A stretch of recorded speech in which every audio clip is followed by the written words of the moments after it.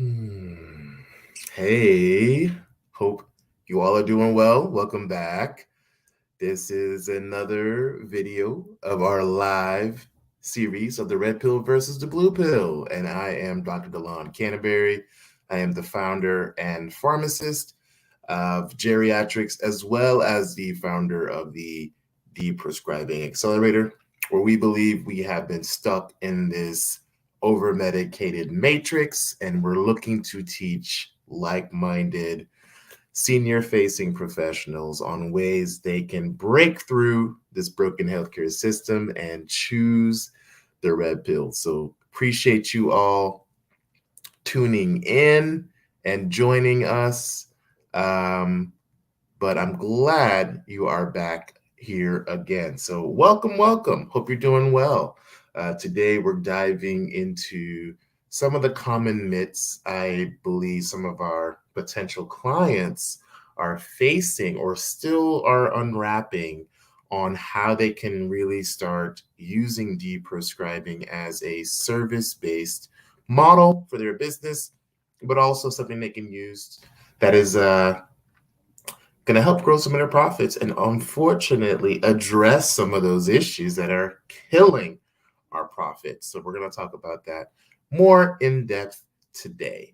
And let's really just call a spade here. I believe when we talk about the word deprescribing, we immediately jump straight to what the provider or prescriber had written, and it's going to ultimately fall on all of them to just start deprescribing for their patients, where uh, we know that's just completely untrue. Okay. Our medical providers are inundated with so much on their plate. All right. And it's so easy to play the blame game and put all this on doctors. Again, that's not the point of this. The point of this is to come and show how we already have a natural expertise as pharmacists. So let's get out of this mindset of thinking we need to be attached to a pharmacy to convey value, where truthfully, the field of pharmacy is jumping into the world of service based offers that we provide for our patients and for providers. But let's be real, it does not just end all be all with the doctor taking this step into learning even what deprescribing is, knowing how to use it, knowing how to, well, reference the right tools and resources. I mean, it's just not even taught in their school training. It's not even taught as a part of their curriculum. So how can we just automatically assume that there is just priority to really put deprescribing in the forefront of our senior care when we see polypharmacy rates through the roof and these prescribing cascades through the roof, and unfortunately high readmission rates for people who are still dealing with medication side effects and having to navigate that. So it's not easy, right? We know it's super difficult. So how can we just expect prescribers to just suddenly start deprescribing when, again, our healthcare system doesn't even really incentivize that? And that, my friends, is, I think, the number one myth is feeling like, what power do we have as deprescribers if we weren't the ones who wrote the medication or put that order in?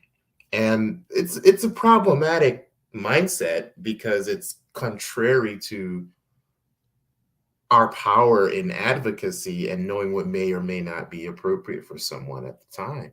So I think it just feeds this circle of, well, let's just put it on the patient to ask the doctor about it, instead of empowering the patient to be like, yo, here's the issues with this. Here's why this is causing harm in your life. And here's why you need to make this intervention now versus waiting till later for another ER visit for tens of thousands of dollars.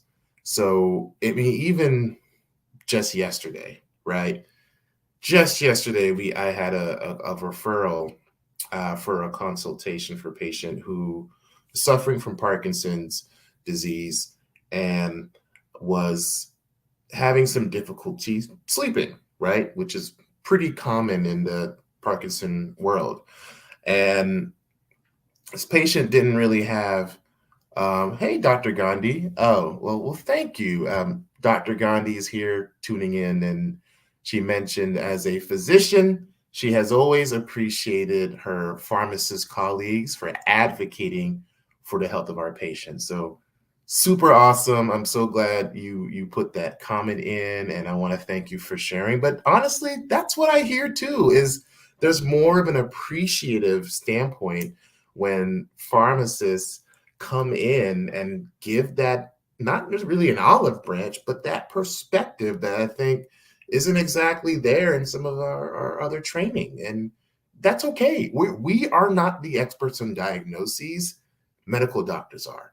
We are the experts on the drugs. So if we're able to work as a team and get out of our ego silos, that is what I want us as pharmacists to seize and embrace, because we're not in silos. We're meant to do this together. So don't feel afraid to overstep your boundaries or to, again, advocate, because it's not overstepping, it's advocate. It's advocating for patients in need who are vulnerable. Don't be afraid to take that charge and go to bat for your patients. And then don't be afraid, even further, to get paid for that advocacy, right? Don't be afraid of that. That's what we are literally here for. So again, team-based care, patient-centered care is the goal. So own it. Don't be afraid of your gift, right? So going back to that patient with Parkinson's, they were they were they were on clonazepam for 2 years, and this is like how old is this guy? This guy, I think, is in his late 60s, right? And it had me question, why are we using clonazepam for sleep in someone who has Parkinson's and issues with walking and issues with falling, and why? Like, why? Is it appropriate? Again, we talked about the Beers list, and we talked about the use of benzodiazepines. This guy did not have any rapid eye movement disorders. He did have some difficulty sleeping, but was there even any other approach taken? Was there a holistic approach? Was there an assessment of sleep hygiene? Was there any non-pharm use? Was there any behavioral strategies implemented before we jump to a benzo that is long acting? I think it lasts like 12 to 15 hours and has an association of increasing harm in this very same population, right? Like, we're trying to reduce readmissions, and guess what? This patient is falling. This patient almost fell last week. And that's why I'm doing a consult with them this week to see what we can do to consider a tapering strategy, or, of course, other therapies to help with sleep. So that was easy. That was just me knowing the Beers list and saying, this is inappropriate in usually in Parkinson's and maybe those with dementia-related issues. As we know, it can increase brain fog, confusion, and I'm getting paid to do that.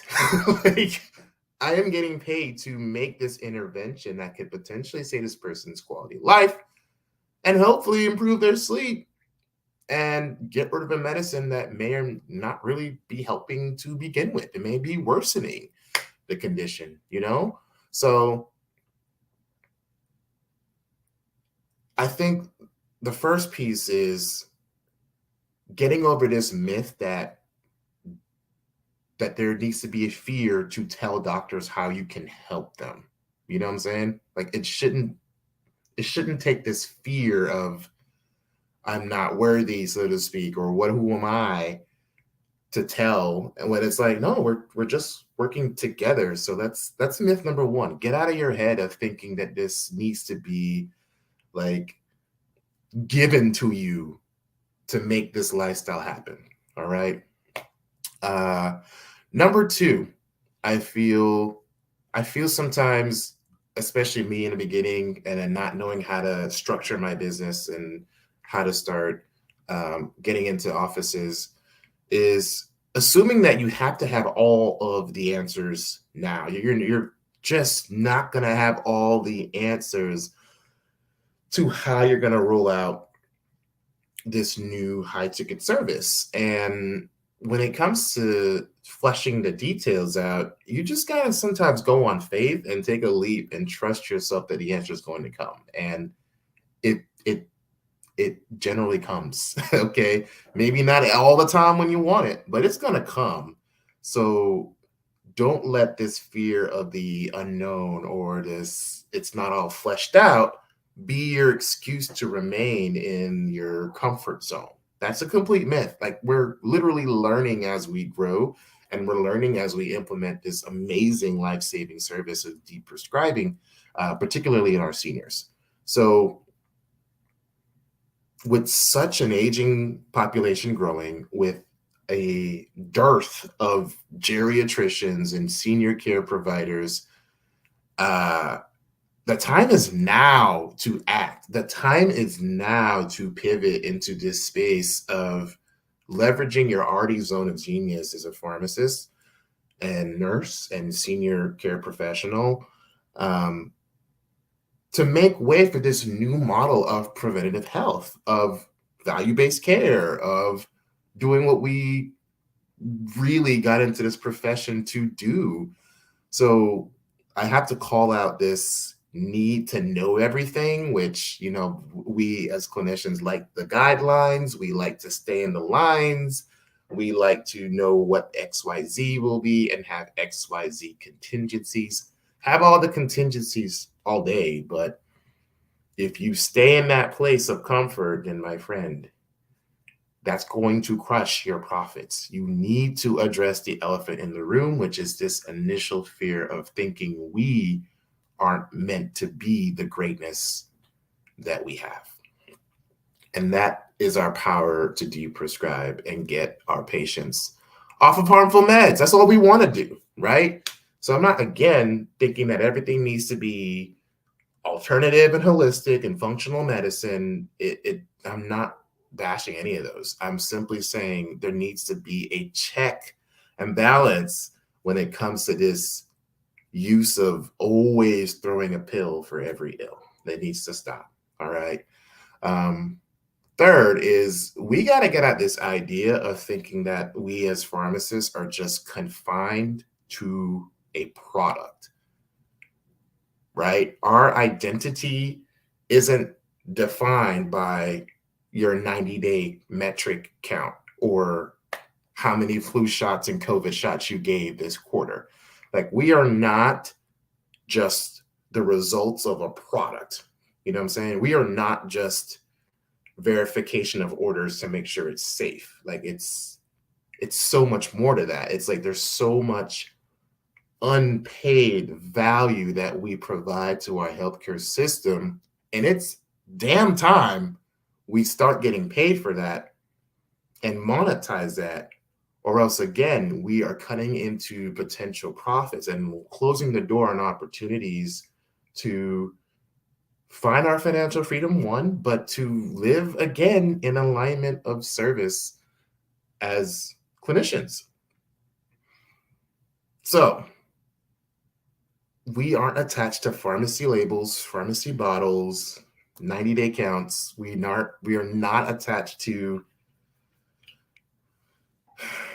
how awesome one med review is. Like, it's the value we convey to our patients who need our help. It's how are we showing up, serving in alignment with the greater purpose. That's literally it.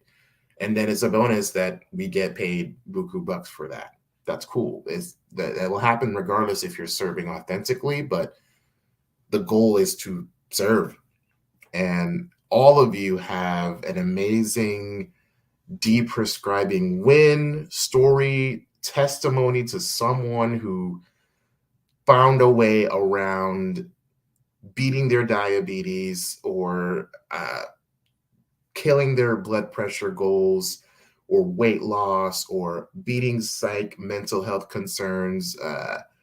We are resilient. We are resilient. So there has to, again, get out of this mindset of thinking that we are only confined to our 9 to 5s. Like, no, we have some of the most leverageable assets as clinicians in this space, and deprescribing is just an avenue. It's an avenue to break out of the usual 9 to 5, but it's an avenue to help you realign fire that got you to the profession to begin with. So we talked a couple things about some of these myths that are, again, killing your profits. We're stuck in this zone of not doing anything but taking an action. So I think there's a myth of sometimes when we put ourselves out there, we don't always believe doctors or prescribers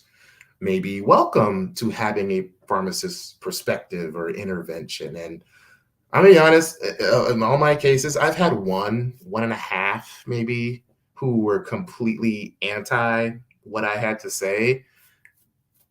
And even in those situations, it wasn't like the primary care provider. It was a specialist, and the PCP ended up still working with me anyway to help with the interventions I made. So people will be counter to what we're doing, right? Because again, this is fairly new. Deprescribing is fairly new. It takes a little re-educating. It takes a little bit of training, but in theory, what we're doing is a win-win-win. We are helping the patients. We're helping the insurance companies who are reducing their costs associated with care. We're reducing the time wasted on providers that are managing preventable side effects, symptoms, and health conditions that could have been fixed had we talked about it earlier or put more time into educating the patients and motivational interviewing and all the ways that we can intervene, right? Because we have all these powers. But even best, this is helping us as providers because we're serving in a way, in a capacity that was aligned with our degrees, our 200K, 300K plus degrees that we sacrificed so much for. So get out of their head thinking that providers won't listen to your interventions or your recommendations. Like, they want all the help they can get. They are appreciative, as one of our doctors who was on the call mentioned, Dr. Gandhi. So don't own it. Own your gift, and don't be afraid to sell that. Don't be afraid to monetize it. And again, that's what we're going to teach you anyway with our course, but don't be afraid of the no. Be told it's a no, and then keep moving on to the next. The second is thinking that we have to have all of the answers before we jump into this space of selling ourselves, right?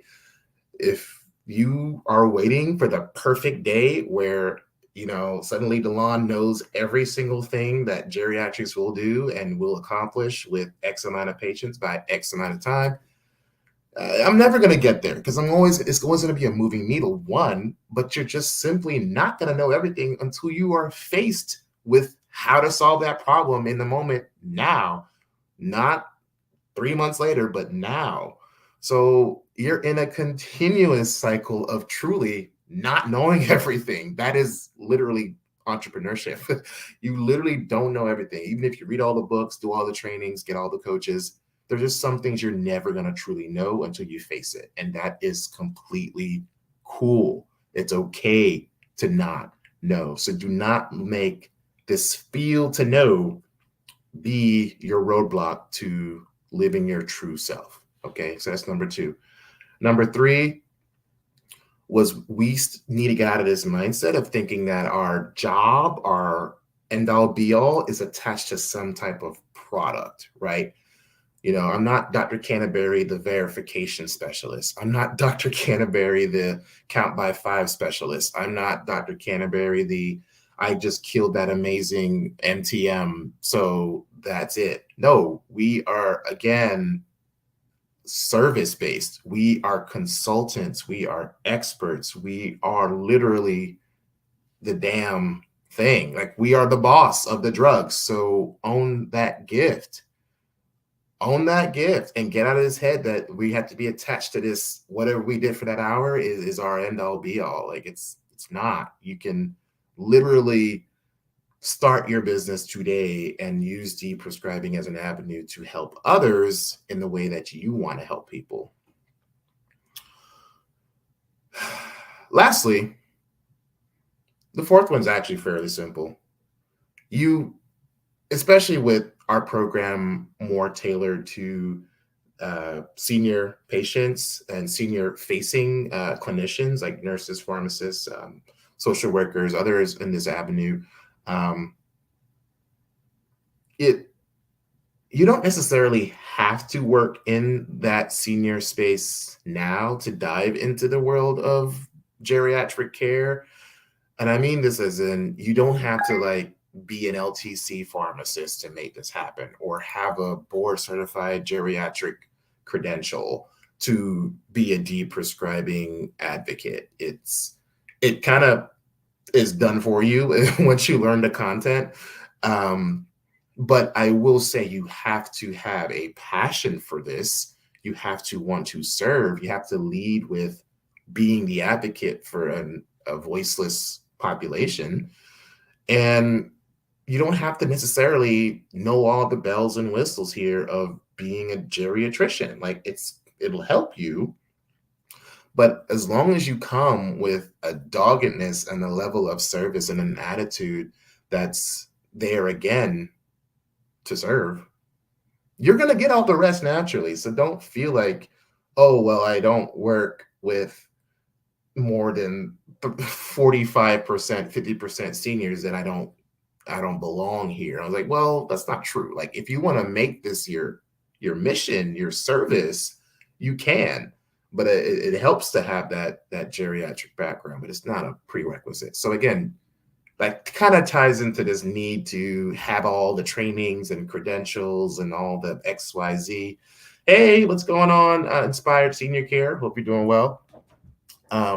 So don't again fall victim to this I don't have enough to do XYZ mentality. That's a problem. And really why it's a problem is that, well, I think we're so accustomed to kind of passing the buck in healthcare. It's like, well, I didn't write it. That's the patient and the doctor's problem. Or, well, that wasn't my issue, and I don't want to take responsibility. I'm not going to sign off on it. Or, it's not my place because, oh, well, even though the patient's falling in front of me in my nursing home, what can I do? I'm powerless. I'm just a nurse director. Like, no, the patient has touched your institute, touched your life. It is no longer excusable to let harm take the reins of someone's health. It's a cop out. It's a cop out to just say, well, the patient just needs to ask the doctor about it. No, that is nonsense. Like, you really think in this day and age they're going to even get in touch with the doctor, one, and then remember 4 months later for their next visit to bring up within those 10 to 15 minutes what you told them to ask? Is that realistic? Like, you really think that's happening? You're not doing your all by just putting it back on the patient. They're already stressed. They're already dealing with being a caregiver. They're already trying to navigate this system. They barely have money to see you to even take the time off to schedule for their loved one's care. And the next thing you want to add to their plate is go back to your doctor and ask about this. Like, that's not. They want evidence. The doctor wants evidence. The patient needs more than just to go tell them this. They need, here's why, here's a rationale, here's the reason. They need all of that so that they have a better foot to stand on when they're back trying to make this change happen. So don't tell me to just put it back on the patient to do our job. Are you kidding? They are not clinicians. Why do we assume a caregiver is suddenly a pharmacist? Like, bro, how can you put someone in that position when they're thrown into this space 90% of the time with no preparation or even any real resource to help them. That's ludicrous, and that needs to change. And then we also get out the idea that this is not harming us. It is harming us. It's any way someone's in harm's risk or we're not acting on something that could be preventable. For instance, I don't know, getting your flu shot every year, right? We know that there is a statistical difference, at least.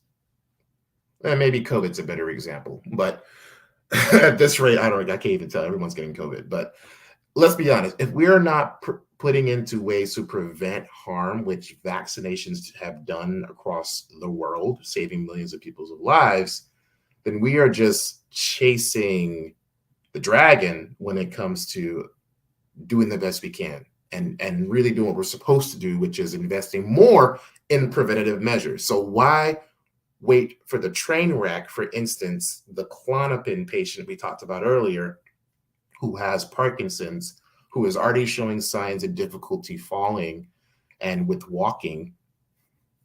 Why wait for him to actually fall due to a benzo to then intervene and say, maybe we should stop the benzo? Like, why? That stuff kills me. That kills me. And then we want to hide behind our titles and say, well, it's not my place. Oh, I didn't know. Well, the other doctor wrote it, so I don't want to touch it. I'm so tired of hearing this clinical inertia crap where I didn't write it, so that's going to be the nephrologist or that's going to be the cardiologist because I don't want to touch that because I don't want to ruffle feathers. No, that's not how this works. And that's why pharmacists truly don't care. That's why we come with the facts and the objectivity to say, hey, here's what we think. Screw all of this silo crap. Here's the issue, and here's how we can intervene. And here's how, even further, how we can live in fulfillment and alignment with what we're supposed to do, right? So again, these are the myths. I got to dispel. I got to throw it out there because I think we all need to change our thoughts, beliefs, and how we decide to take action because we still are trapped in this product mentality, this label of we only deliver a product where really we are delivering a high value, high ticket service. All right. So appreciate y'all tuning in as always. Appreciate the love, and there'll be more again for the rest of the week. We'll have more discussions on getting back to feeling like a pharmacist, getting back to deprescribing, getting this to become the most normalized form of senior care. And that's to start with these meds and to start taking off what we don't need while growing your practice. So again, Dr. Delon Canterbury, I'm your geriatric pharmacist, founder of GeriatRx. What are your thoughts? What do you think?